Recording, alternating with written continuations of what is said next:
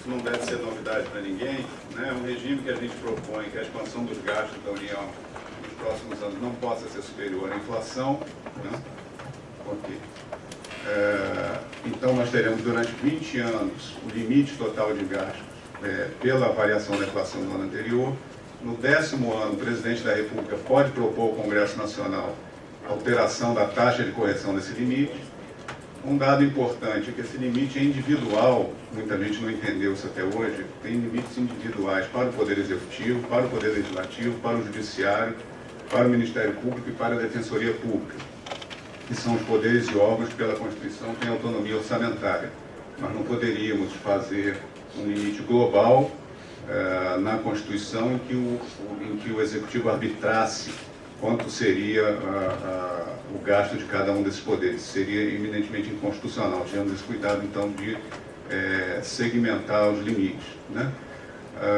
Não se submete ao limite dos gastos, obviamente, as transferências intergovernamentais, que são recursos que simplesmente transitam pelo orçamento do governo. Então, por exemplo, transferência do FPE, do FPM, de parte dos recursos do IPI, etc. Não se submete ao teto as transferências que a União faz para o Fundeb, isso é muito importante, porque preserva a contribuição do governo federal para o ensino básico, né?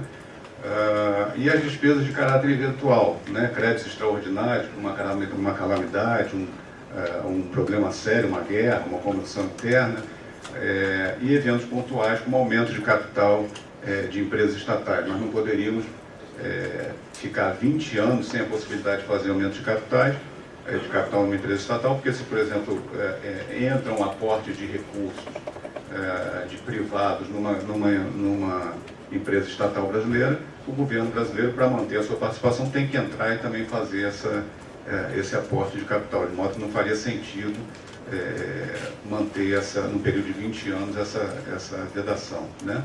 A questão da saúde e da educação, que está havendo muito ruído, não existe um limite máximo para a despesa de saúde e educação, continua a haver o que a Constituição estabelece, que é um limite mínimo de gasto para a saúde e educação. Agora, por coerência com o limite total de gasto, esse limite mínimo da saúde e educação passa a ser corrigido também pela taxa de inflação do ano anterior, né? E é importante dizer que não há punição ou paralisia do governo, não há shutdown do governo caso o teto de gastos não seja cumprido, né? A PEC tem mecanismos automáticos, aquele poder ou órgão, o órgão eu estou me referindo ao Ministério Público e Defensoria Pública, que não cumprir o limite, no ano seguinte do descumprimento do limite, ele não pode fazer uma série de despesas, a maior parte delas referente à despesa de pessoal.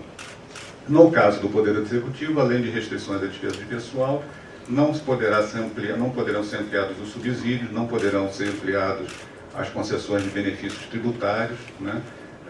Que é também uma conta relevante no caso do Poder Executivo, né? Bom, por que a gente está precisando fazer esse ajuste fiscal, né? Já deve ter sido discutido no fórum aqui ontem que o Brasil está numa crise fiscal sem precedente, né? E o ponto central desse ajuste fiscal é que solucionar a crise e voltar a crescer é a mais importante política social que a gente tem a fazer. Não existe política social de benefício, de assistência, que seja mais importante do que gerar emprego, renda e autonomia para as pessoas, né? Sem crescimento econômico, no médio e no longo prazo, nós não vamos conseguir sair de uma situação de país de renda média para um país de renda alta, né? Em que as pessoas todas tenham condições de ter uma renda bem superior à que tem hoje e que a gente possa também reduzir a desigualdade social, né? Então, é uma questão chave, né? Nós sairmos da paralisia que nós nos metemos nos últimos anos. Aqui nós temos a taxa de crescimento do PIB nos últimos anos e nós temos a maior queda do PIB desde que o PIB começou a ser medido no Brasil. No período 1929 a 33, que foram 4 anos, nós tivemos uma queda acumulada do PIB de 5,3%. Agora, em 2 anos, 2015 e 2016, vamos chegar perto de 7% de queda do PIB. Então, é uma coisa inédita, gravíssima, né? Sem precedentes, e da qual nós precisamos sair o mais rapidamente possível, né? nós tivemos a queda do PIB foi de 7%, mas a queda do PIB per capita, né, considerando o crescimento da população, chegou a 10%, a taxa de desemprego disparando e a inflação disparando. Então, nós herdamos aqui uma situação que todos os indicadores econômicos estavam indo de mal a pior, né? E aí é preciso chamar a atenção de que quem mais sofre com isso é a população mais pobre. Eu acho esse gráfico aí muito importante, porque ele mostra a distribuição da taxa de desemprego no Brasil por faixa de renda. Então vocês veem que os 10% mais pobres da população brasileira estão com uma taxa de desemprego lá na faixa de 20%, enquanto os 10% mais ricos estão com uma taxa de desemprego inferior a 1%, dados do IPEA, né? Então é nítido nesse gráfico de que quem sofre com uma situação como essa é a população mais pobre, não só pelo desemprego, porque o pobre não tem poupança para atravessar o desemprego, o pobre é parente de pobre, então não tem um parente rico para emprestar dinheiro, né? O pobre não tem acesso ao mercado de crédito para se financiar durante a transição. Então é evidente que isso, nós precisamos sair dessa situação, não só por uma questão de progresso do país como um todo, mas por uma questão de política social, né? Efetivamente de resolver a situação dos mais pobres. Como é que passa? Bom, e como é que nós chegamos a essa situação, né? Tem uma narrativa que diz que nós fomos tragados por uma crise internacional. Esse gráfico aí procura mostrar a taxa de crescimento do PIB nos últimos anos, né, de vários países, e nós só tivemos um desempenho menos ruim que o da Venezuela, que é um país em estado de deterioração social e política, né? Só perdemos para a Venezuela. A Rússia, que é um país muito dependente de petróleo, nessa conjuntura internacional ruim para a indústria de petróleo, se saiu melhor do que nós, né?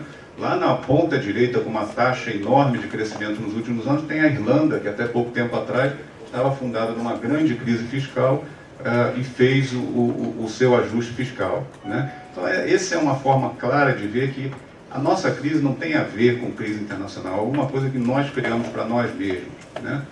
E aí eu trouxe aí uma breve vista dos erros que foram cometidos no passado recente, né? Que começa com o abandono da prudência fiscal, sobre a qual o Mansueto já falou, né? Em segundo lugar, desonerações fiscais equivocadas e seletivas, né, que derrubaram a arrecadação, deterioraram a qualidade do sistema tributário, aumentaram a acumulatividade do sistema tributário e não incentivaram o investimento, porque não deram ao empresário a sensação de que elas seriam perenes e sustentáveis ao longo do tempo, né? Houve um forte estímulo ao endividamento de estados e municípios, né? Meu amigo Zé Afonso vai falar sobre isso, mas basicamente o Tesouro Nacional abriu as porteiras das autorizações de crédito para municípios e estados que tinham classificação de crédito C e D, que são classificações de crédito que indicam incapacidade de tomar crédito. Foram assinadas pelo então ministro da Fazenda, uma a uma, as autorizações individuais para que esses municípios, esses estados tomassem crédito, e chegamos à crise de endividamento que nós estamos vendo hoje.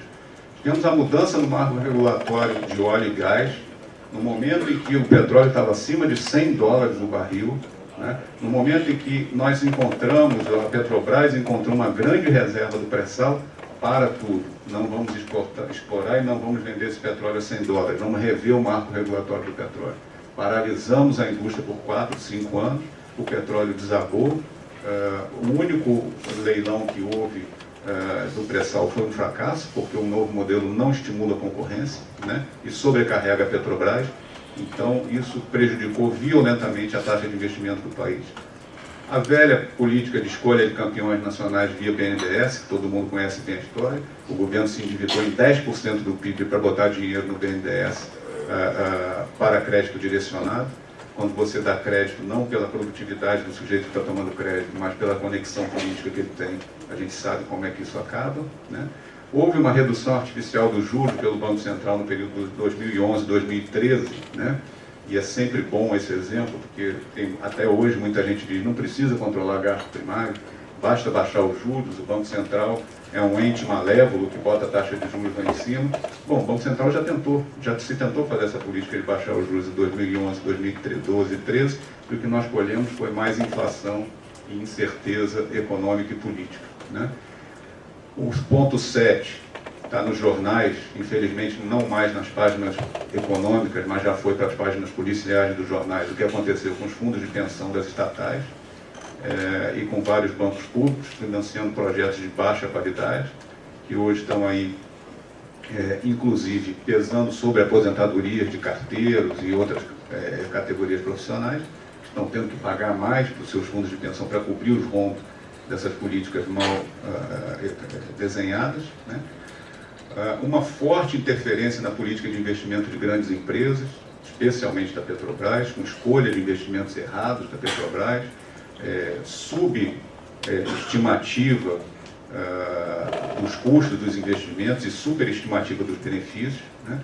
Um forte congelamento de preços administrados, energia e combustíveis, distorceu preços relativos na economia brasileira e criou uma inflação represada, né?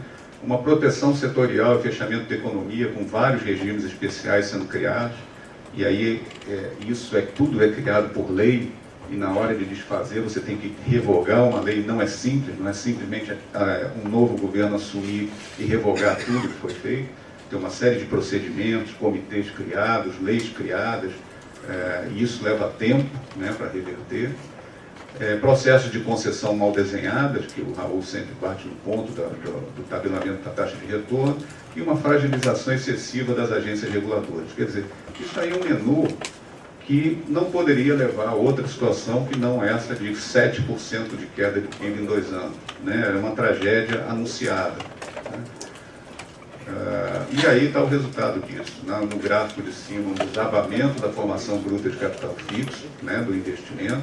O custo do Brasil disparou, né, e o índice de expectativa da economia desabou. Né? Eu ressalto com 2 bolinhas vermelhas ali que a transição de governo, pelo menos no que diz respeito ao custo do Brasil e no índice de expectativa, já provocou uma significativa reversão da tendência, que nos deixa esperançosos quanto à possibilidade de uma retomada dos investimentos brevemente. Né?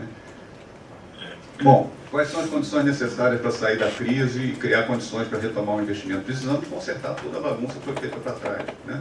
Isso está sendo feito, mas não se faz da noite para o dia. Então, trabalhando na governança das estatais, na governança dos fundos de pensões e dos bancos públicos. Já foram aprovados projetos no Congresso com relação a isso, com relação às estatais, os fundos de pensão, há outro projeto tramitando. Novo marco regulatório de óleo e gás, um primeiro passo já tendo sendo dado, já está em última fase de votação no Congresso, o projeto que libera a Petrobras de ser operadora exclusiva dos campos do pré-sal. Recuperação das agências reguladoras, já está em segundo turno de votação no Senado, um novo projeto que dá forte autonomia às agências reguladoras. Realismo nos preços administrados, que já está sendo praticado, concessões realistas com esse novo processo, e aí os 2 pontos que dizem respeito à PEC. Né? Redução sustentada da taxa de juros e equilíbrio da economia. Nós precisamos fazer um ajuste fiscal para a taxa de juros cair, não há economia que cresça com a taxa de juros no nível que nós temos, e recuperação da confiança na estabilidade da dívida pública. Então, o ciclo, a gente quer sair com essa PEC, a gente quer sair de um ciclo vicioso, entrar num ciclo virtuoso de ajuste fiscal, que está bem resumido aí nesse esquema. Né? A gente começa com um ajuste fiscal, e mesmo antes do ajuste fiscal estar todo completo, mas ele está em andamento e ele sendo um ajuste crível, você aumenta a confiança dos agentes econômicos, isso aumenta o investimento e o crédito, dá um primeiro impulso para o crescimento, e esse impulso do crescimento aumenta a receita fiscal, recupera a receita fiscal e colabora, retroalimenta o ajuste fiscal. Com um pouco mais de tempo, à medida que o ajuste fiscal vá se concretizando, a taxa de juros começa a cair. Né? Aí baixa o custo de capital, baixa o custo de financiamento do capital, mais uma vez você incentiva o investimento e o crédito e retroalimenta esse ciclo virtuoso de recuperação da economia. Né? Bom, então a PEC passa a ser um ponto central, uma peça central dessa estratégia, porque ela tenta recuperar o equilíbrio fiscal com uma visão de longo prazo. A PEC dura 20 anos, com uma reavaliação no meio do processo. Né? Ela cria regras que contêm a expansão do gasto além da capacidade de pagamento do governo. O que foi o processo orçamentário brasileiro nos últimos 20, 30 anos, né? Você queria botar uma certa quantidade de despesa dentro do orçamento, elas não cabiam dentro da estimativa de receita que você tinha. O que você fazia? Simples, reestima a receita, né? Essa é tem sido a participação do Congresso no orçamento nos últimos anos, reestimar a receita para botar mais despesa lá dentro. Quando a realidade se impõe, né, quando você vê que aquela receita que você jogou para cima na estimativa não acontece, começa a ter que ter o quê? Contingenciamento do orçamento, né? Então, com isso, você mitiga o conflito distributivo na hora de definir o orçamento. O Congresso não se dá o trabalho de dizer, eu vou tirar da área B para colocar na área A. Lá na hora de fazer o orçamento, cabe tudo, né?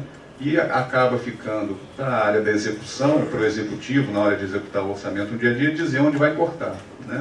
E fica um processo de baixa qualidade, que, em geral, incide sobre o investimento público, né? E sobre as despesas de custeio, e não se fala sobre os grandes itens de despesa que precisam ser reformados e repensados, né? Bom, com isso, você consegue recobrar, com essa técnica, você recobra o protagonismo do legislativo na execução orçamentária, né? Agora, você não tem mais espaço para reestimar a receita. A despesa está dada. Não adianta você reestimar a receita que você não vai conseguir botar mais despesa lá dentro, porque o limite para a despesa está dado, né?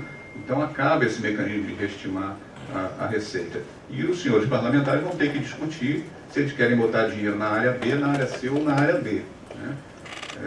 E aí o discurso de crítica vocês estão fazendo isso para cortar o gasto social.